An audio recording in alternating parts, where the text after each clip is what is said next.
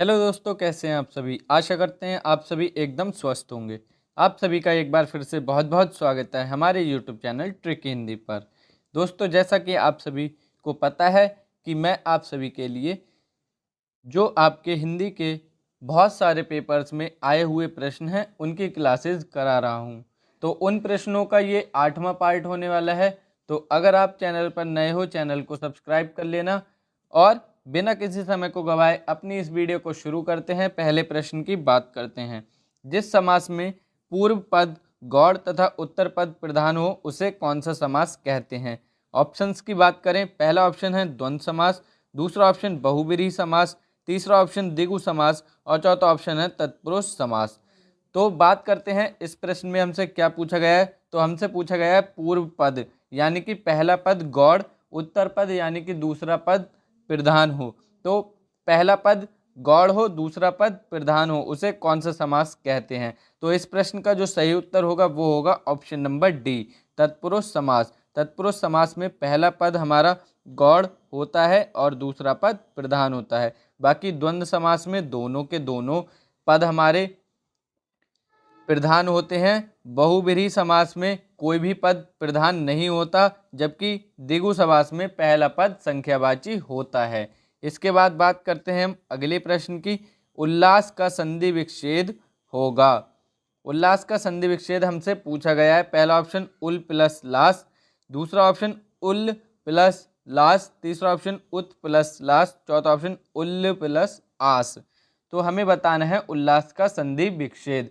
तो उल्लास का संधि विच्छेद ऑप्शन नंबर सी इस प्रश्न का सही उत्तर हो जाएगा। उत प्लस लास मिलकर के उल्लास शब्द बनता है और इसमें हमारी संधि पूछी जा सकती है आप लोगों से। तो व्यंजन संधि इस प्रश्न का सही उत्तर होगा। उल्लास में व्यंजन संधि होती है। बात करते हैं हम अगले प्रश्न की। निम्नांकित में से देशज शब्द को चुनिए। देशज शब्द कौन सा होगा यहाँ पे। पहला ऑप्शन है करम, दूसरा ऑप्शन गड़बड़, तीसरा ऑप्शन है परिवार और चौथा ऑप्शन है किसान। तो देशज शब्द हमें बताना है कि यहाँ पे कौन सा होगा। तो देशज शब्द जो देश में जन्मे होते हैं, तो यहाँ पे जो सही उत्तर होगा वो ऑप्शन नंबर बी हो जाएगा। गड़बड़ शब्द हमारा देशज के अंतर्गत आता है। इसके अलावा और भी बहुत सारे शब्द हैं जैसे खिचड़ी, लोटा, जूता, ये सभी हमारे देशज के अंतर्गत आते हैं। बात करते हैं हम अगले प्रश्न की। समास कितने प्रकार के होते हैं। पहला ऑप्शन है 2, दूसरा ऑप्शन है 4, तीसरा ऑप्शन है 6 और चौथा ऑप्शन है 8। तो समास के प्रकार हमसे पूछे गए हैं, ये मैं आपको पहले भी बता चुका हूं। तो समास के प्रकार होते हैं 6। ऑप्शन नंबर सी इस प्रकार इस प्रश्न का सही उत्तर होगा ऑप्शन नंबर सी। 6 प्रकार होते हैं समास के। बात करते हैं अगले प्रश्न की। ए और ऐ वर्ण का उच्चारण स्थान क्या होगा। पहला ऑप्शन है नासिक, दूसरा ऑप्शन है कंठतालव्य, तीसरा ऑप्शन है मूर्धन्य और चौथा ऑप्शन है ओष्ठ। तो ए और ऐ वर्ड का उच्चारण स्थान हमें बताना है। तो ये जब थ्योरी क्लासेस मैंने 1-2 कराई थी तब आपको बताया था वर्णमाला से संबंधित ए और ऐ का जो उच्चारण स्थान होता है वो कंठ तालव्य होता है। ऑप्शन नंबर बी इस प्रश्न का सही उत्तर हो जाएगा, क्योंकि जब भी हम इसका उच्चारण करते हैं तो जो आवाज़ होती है वो हमारे कंठ से निकलती है और तालव्य से भी निकलती है। बात करते हैं अगले प्रश्न की। जहाँ शब्दों की आवृत्ति किंतु उनके अर्थ अलग अलग हों वहाँ कौन सा अलंकार होता है। यानी कि शब्द की आवृत्ति भी हो और उसके अर्थ अलग अलग हों। पहला ऑप्शन है श्लेष अलंकार, दूसरा ऑप्शन वक्रोक्ति अलंकार, तीसरा ऑप्शन यमक अलंकार और चौथा ऑप्शन रूपक अलंकार। तो कल जब इससे संबंधित अलंकार से संबंधित एक प्रश्न मैंने आपको कराया था, वहाँ पर एक शब्द की आवृत्ति हुई थी और उसका अर्थ अलग अलग था। पिछली वीडियो में मैंने ये बता रखा है आपको। तो वहाँ पे हम यमक अलंकार को सही करके आए थे। तो यहाँ पर भी हमारा वही प्रश्न है, बस उसकी परिभाषा पूछ ली है। तो सही उत्तर ऑप्शन नंबर सी हो जाएगा, यमक अलंकार।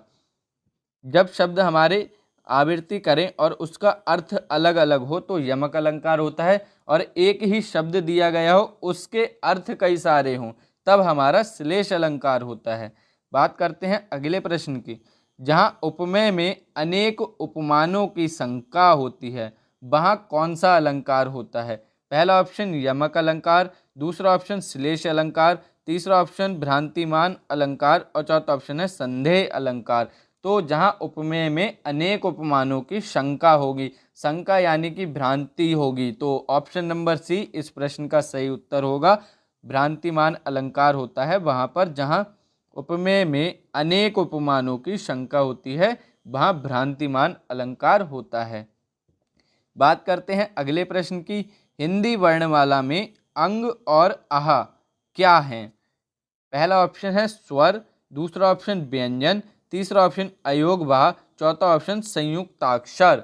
तो हिंदी वर्णमाला में जो अंग और आह हैं वो ना तो स्वर हैं और ना ही व्यंजन हैं, उन्हें हम अयोगवाह की श्रेणी में रखते हैं। तो ऑप्शन नंबर सी इस प्रश्न का सही उत्तर हो जाएगा।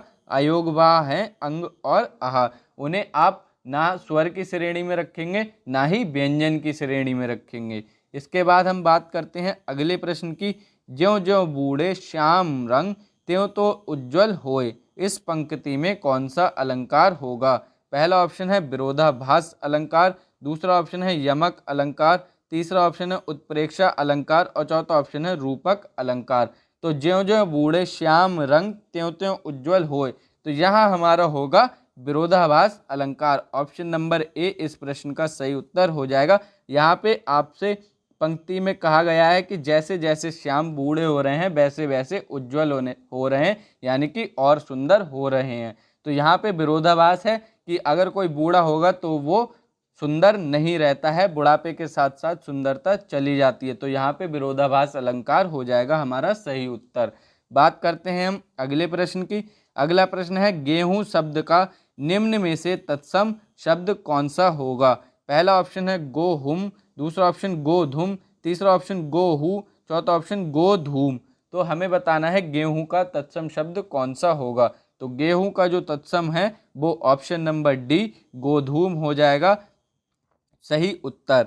ऑप्शन नंबर डी गोधूम होता है गेहूं का तत्सम। बात करते हैं अगले प्रश्न की। दोहे और रोले को क्रम से मिलाने पर कौन सा छंद बनता है? बहुत बार पेपर में आया हुआ प्रश्न है, दोहे और रोले को मिलाने पे कौन सा छंद बनता है? ऑप्शन हरिगीतिका, दूसरा ऑप्शन कुंडलिया, तीसरा ऑप्शन सबैया, चौथा ऑप्शन बरबै। तो दोहे और रोले को मिलाने पर हमारा बनता है कुंडलिया छंद। ऑप्शन नंबर बी इस प्रश्न का सही उत्तर हो जाएगा। अब इससे संबंधित कई सारी जानकारियां हैं जो आपको मैं देता हूं। इसमें 6 चरण होते हैं और ये जो होता है जिस शब्द से शुरू होता है उसी से इसका अंत होता है, यानी कि अगर ये किसी शब्द से शुरू हुआ तो जब अंत होगा तो उसी से अंत होगा। और इसमें 24 मात्राएं होती हैं, तो आपको ध्यान रखना है 6 चरण जिससे शुरू होगा उसी से अंत होगा और 24 मात्राएं होती हैं। बात करते हैं हम अगले प्रश्न की। अगला प्रश्न है भाषा की सबसे छोटी इकाई है? पहला ऑप्शन लिपि, दूसरा ऑप्शन वर्ण, तीसरा ऑप्शन शब्द, चौथा ऑप्शन वाक्य। तो भाषा की सबसे छोटी इकाई जो होती है वो है हमारी वर्ण। ऑप्शन नंबर बी इस प्रश्न का सही उत्तर हो जाएगा। और भाषा की सबसे बड़ी जो लिखित इकाई वो होती है हमारी वाक्य। बात करते हैं अगले प्रश्न की। किस रस को रस का राजा कहा जाता है? बहुत ज़्यादा पेपर में आया हुआ प्रश्न है, बहुत ज़्यादा इम्पोर्टेंट प्रश्न। पहला ऑप्शन है करुण रस, दूसरा ऑप्शन हास्य रस, तीसरा ऑप्शन शांत रस, चौथा ऑप्शन श्रृंगार रस। तो यहाँ पे जो रस का राजा होता है वो है हमारा श्रृंगार रस। ऑप्शन नंबर डी इस प्रश्न का सही उत्तर हो जाएगा। रस का राजा कहा जाता है श्रृंगार रस को। इसको हम रसपति भी कहते हैं, रसपति भी बोला जाता है, रसों का राजा भी कहते हैं। और श्रृंगार यहाँ पे गलत लिखा हुआ है, इसकी जो शुद्ध वो होती है वर्तनी, वो श्रृंगार इस प्रकार से लिखा जाता है। आपसे पेपर में ये भी पूछा जा सकता है कि श्रृंगार को शुद्ध वर्तनी में लिखिए। जो टाइप करते हैं हम उसमें ये श्रा जो होता है वो इस प्रकार से नहीं बनता जो शुद्ध वर्तनी में लिखा जाता है, इसलिए इसको ऐसे ही टाइप करना पड़ता है। तो श्रृंगार जो है आपको ध्यान रखना है शुद्ध वर्तनी में इस प्रकार से लिखा जाता है। बात करते हैं अगले प्रश्न की। संज्ञा के जिस रूप से वस्तु की जाति का बोध होता है उसे क्या कहते हैं? पहला ऑप्शन वचन, दूसरा ऑप्शन कारक, तीसरा ऑप्शन लिंग और चौथा ऑप्शन संधि। तो संज्ञा के जिस रूप से उसकी जाति का बोध होता है तो वो कहलाता है हमारा लिंग। ऑप्शन नंबर सी इस प्रश्न का सही उत्तर हो जाएगा। और लिंग जो वो होते हैं वो हमारे दो प्रकार के होते हैं, स्त्रीलिंग और पुल्लिंग। तो स्त्रीलिंग और पुल्लिंग हमारे दो प्रकार के लिंग होते हैं और इस प्रश्न का जो सही उत्तर है वो है हमारा ऑप्शन नंबर सी लिंग। बात करते हैं हम अपने अगले प्रश्न की। इसमें से वह शब्द बताइए किसका वचन अथवा लिंग किसी भी परिस्थिति में नहीं बदलता है। यानी कि हमें वो शब्द बताना है चार विकल्पों में से जो किसी भी परिस्थिति में ना अपना वचन बदलेगा ना ही अपने लिंग को बदलेगा। पहला ऑप्शन है लिपि, दूसरा ऑप्शन दीवार, तीसरा ऑप्शन जल, चौथा ऑप्शन किताब। तो हमें बताना है इस प्रश्न में कौन सा सही उत्तर होगा। तो आप लोग ध्यान रखना, इस प्रश्न का जो सही उत्तर है ऑप्शन नंबर सी के साथ जाएगा, जल के साथ। क्योंकि आप लिपि का लिपियां कर सकते हैं, दीवार का दीवारें कर सकते हैं, किताब का किताबें भी कर सकते हैं, किंतु जल को आप जली नहीं कर सकते, जलीय नहीं कर सकते। आप केवल उसका जो है जल लिखा हुआ वही कर सकते हैं, उसका वचन और लिंग चेंज नहीं कर सकते। जबकि बाकी तीन ऑप्शन में उनके वचन को चेंज किया जा सकता है, उनका बहुवचन बनाया जा सकता है, किंतु जल को आप बहुवचन में जल ही लिखते हैं। बात करते हैं अगले प्रश्न की। शुद्ध वर्तनी का चयन कीजिए। तो ये जो शुद्ध वर्तनी में प्रश्न है बहुत इंपॉर्टेंट है और इसको 90% बच्चे गलत करके आते हैं। अस्पृश्यता किस प्रकार से लिखा जाता है हमसे ये पूछा गया है शुद्ध वर्तनी में। तो आपको ध्यान रखना है कि शुद्ध वर्तनी में जो अस्पृश्यता में दो चीज़ें याद रखिए, जो प्रा होता है वो इस प्रकार से होता है और जो शाह होता है वो आधा शाह होता है जिसका उच्चारण होता है तालु से। तो आपको देखना है ये दो चीज़ें कौन से ऑप्शन में है, वही हमारा सही उत्तर होगा। तो पहले ऑप्शन में हमारा गलत है, दूसरा ऑप्शन हमारा सही दिया गया है। बचे हुए दो ऑप्शन और देखते हैं। यहाँ पे प्रा हमारा ठीक से नहीं है और यहाँ हमारा सा जो है वो ठीक से नहीं है, मूर्धन्य वाला है, जबकि हमें चाहिए तालु वाला सा। तो ऑप्शन नंबर बी इस प्रश्न का सही उत्तर हो जाएगा। अस्पृश्यता की शुद्ध वर्तनी आपको ध्यान रखनी है, पेपर में बहुत बार पूछी जाती है। बात करते हैं अगले प्रश्न की। ज्ञा को वर्णमाला में क्या माना जाता है। पहला ऑप्शन है संयुक्त व्यंजन, दूसरा ऑप्शन स्वर संधि, तीसरा ऑप्शन अनुस्वार, चौथा ऑप्शन व्यंजन। तो ज्ञा को सबसे पहली बात तो उच्चारण जब हम करते हैं तो उसको बोलते हैं ज्या। जा और या के योग से मिलकर बनता है, इसलिए उसको हम बोलते हैं ज्या, लेकिन साधारण बोलचाल में हम उसको ज्ञा बोल लेते हैं। तो इसको वर्णमाला में माना जाता है संयुक्त व्यंजन, क्योंकि ये जा और या से मिलकर के बनता है, व्यंजनों के मेल से बनता है, इसलिए इसको संयुक्त व्यंजन कहते हैं। बात करते हैं अगले प्रश्न की। चाहो तो इस कलम से पूरी कहानी लिख लो। इस वाक्य में कलम किस कारक में है। पहला ऑप्शन है कर्ण कारक, दूसरा ऑप्शन कर्म कारक, तीसरा ऑप्शन अपादान कारक, चौथा ऑप्शन संप्रदान कारक। तो से विभक्ति जो है हमारी वो कौन से कारक में होती है हमें ये देखनी है। वो या तो कर्ण कारक में होती है या अपादान में होती है, बाकी के दो तो हमारे गलत हो जाएंगे। अब हमें देखना है कि अलगाव का भाव अगर प्रकट हो रहा है तो अपादान कारक ठीक होगा, और अगर यदि ऐसा नहीं है तो हमारा कर्ण कारक सही उत्तर हो जाएगा। तो यहाँ पे हमें देखना है कलम से कहानी लिखनी है, तो कुछ अलगाव का बोध तो यहाँ पे हो नहीं रहा है, तो हमारा ऑप्शन नंबर ए कर्ण कारक इस प्रश्न का सही उत्तर हो जाएगा, क्योंकि साधन का बोध हो रहा है, कलम से कहानी लिखनी है। बात करते हैं अगले प्रश्न की। जिस क्रिया से संचालित व्यापार का फल कर्ता को छोड़कर कर्म पर पड़ता है उसे कौन सी क्रिया कहते हैं।